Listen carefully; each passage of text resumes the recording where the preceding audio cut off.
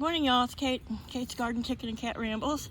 Trying to use my broken little tripod gimbal here that Laddie destroyed, but we are bringing out the adolescents. They're very freaked out.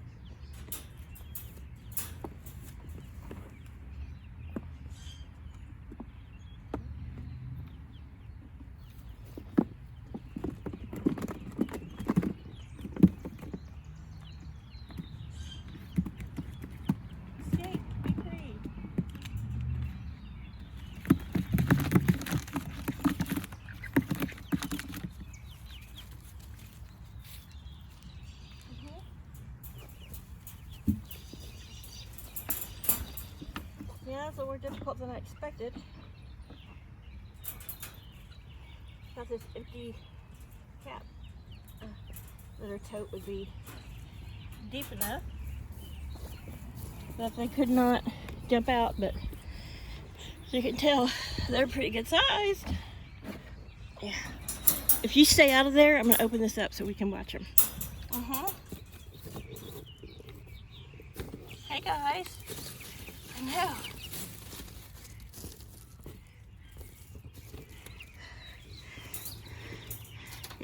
No. I'm sorry, Laddie, but I know you'll try to peck at them. So here, I'm trying to get this to shrink down a little bit. Okay, so here they are. I've got the tray in here for now with some shavings on it, just because the bottom of this right here has these crossbars. I mean, they've got hardware cloth under it, but jumping off those perches and possibly landing on those hard, I just picture them hurting their feet. We'll see. I've drilled some holes in it, so if it rains, it won't hold water. When it gets poopy, I can just scoop it out and I can pull it out. And if, when they get a little bit bigger, I might just pull it out, because then all their poo and stuff can just fall through this to the ground. But I've got them in the highest spot in the yard, and I've got their heater in here, so at night I can put their heater on them. We've got the blue tarp up here, which I'll use at night to provide them with, some darkness protection and protection from the wind. And anytime the sun seems like it's going to be too intense out of a certain direction. But I think they're going to be fine. I took their food and their heater and then their water, and they were sitting in there like, what's happening? Are we on death row? Yeah, so they got two different wonderful perches, and they've got their little jingle bell thingies hanging. They've got their food and they've got their water, and I think they're going to be great. It's still, temperature-wise, it says it's a little cool, but they've got sun directly on them in their little kennel. This thing is getting so old. Sometimes they're kind of hard to close, but there they are. We got Zen Zen, which is the brindle and brown half Americana Easter Egger. We got Prim there, who's going to be Easter Egger, and she's got Americana in her, because she's got some, look at her from behind, she's got some little white cheek muffs. They're just hard to see because she's so cream colored. And then we got Miss Lily here, and she doesn't seem to have cheek muffs. She's going to be really pretty, but it's kind of hard to tell. But Prim, from behind her in front, you can see she got some little cheek muffs going. And she's got these little, she looks like she's dirty, but she's just starting to get a little bit of color to her feathers. So I don't think she's going to have much, maybe a little more on her head there. But they're all looking around. Now, they've been in this kennel with that perch when they were really little. But right now, it's like sensory overload. They probably don't even remember it. They were only about 4 weeks, and now they're pushing 9 weeks. Yeah. They'll be 9 weeks old, I think. We'll say tomorrow.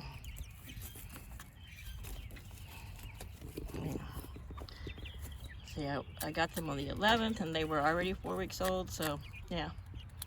So hopefully this will only be necessary. Oops, Laddie. You gotta be front and center for a couple weeks. Probably got like about 3 weeks before I kick the Cream Legbars out into Gen Pop. I might hold them off a little bit longer so that them and the Leghorns can all go out there together. So there'll be a united front dealing with the adult chickens. And, oops, I'm sorry, I'm about to fall off my stool. And, oops, sorry. So, then these guys, who are quite a bit smaller, can go into that teenage run until they're 18 weeks old. And they'll be less likely to be picked on. And then we'll let them out in a group. And they can all start the pecking order over. I thought about, after, a couple weeks out here, adding them in with the Leghorns, the Leghorn crosses and the teenagers, but I think there's just enough difference in size, and there's already a pecking order over there. I mean, they could probably be fine, but when it comes time to catch the ones I need to catch, the more chickens are in there, the tougher it'll be. Which, with the others, what I'm going to do is, their big door is open. I mean, they've got the screen door. I'll just lift up the screen door and let them wander out so that they can come out here in the yard at their own. But should never release them one chicken at a time.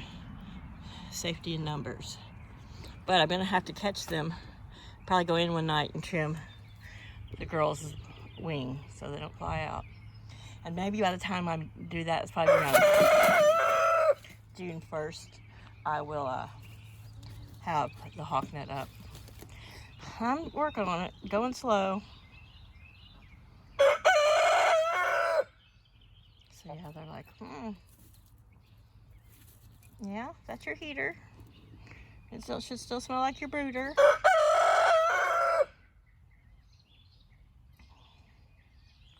I think today is supposed to get almost up to 70, so with sunlight, they're going to be plenty warm. And I did use a piece of the vinyl that I had trimmed last year that I just saved it. I'd folded it up. It was almost perfect to go over the top here. And then I'll use the tarp too, like I said, to make sure that that back end, that back 1.5 foot corn area from the perches is blocked from any nighttime winds, and it'll kind of keep their heat in that little corner. And I think it'll be fine. They'll be able to set all 3 of them right there in front of their heater if they feel chilly. And if I feel like it's, too windy or cold, something like that, I'll cover the whole thing at night. Just to make them feel safe if need be. And then in the morning when I come out to let the other birds out, I'll open it up for them. And maybe after, to see how bad dirty that gets in there, I've got a whole bunch of this mesh, and I may just hook some to the corner here and bring it over to the fence, or use that small piece and block off this area so they can't get behind there. It might be better. Yeah, I don't want them to be able to jump up there, but I want them to be able to come out in the grass after a while. So I might use that pallet frame there, like a lean-to here, kind of like, just lean it up against this way, and then cover it in the mesh so that they can get out and have sun and nibble some grass and all that good stuff. So Laddie's just got it. You know how he is. If you watch the channel, you know how he is. He has to have his opinion, and I can't just be talking. He's got to be part of the conversation. All right, girls. I'm going to have to reach in there and turn your heat up a little bit so I don't have to mess with it tonight. Okay.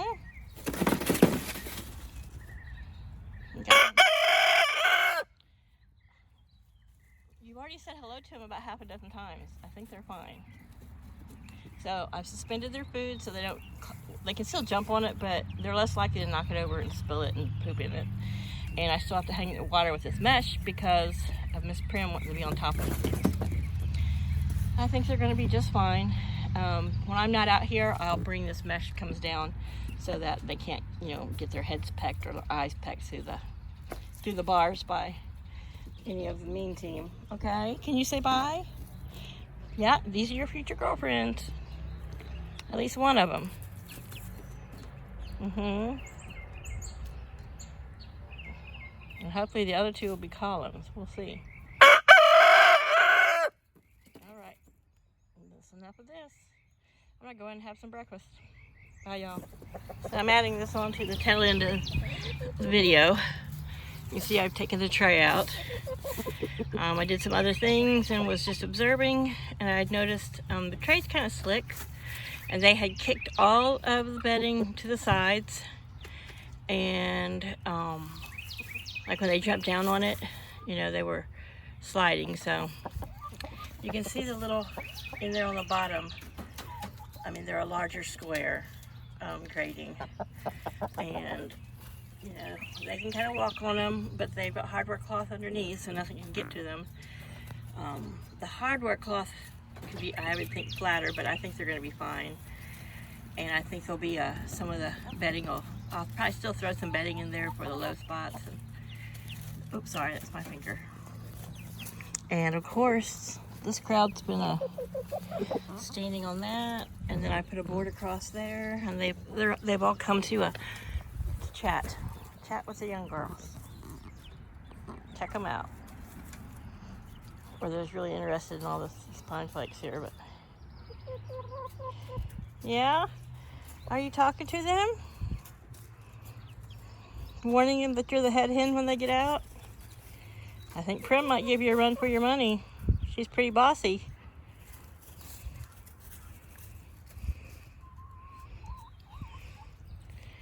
Yeah. You guys understand that they're young?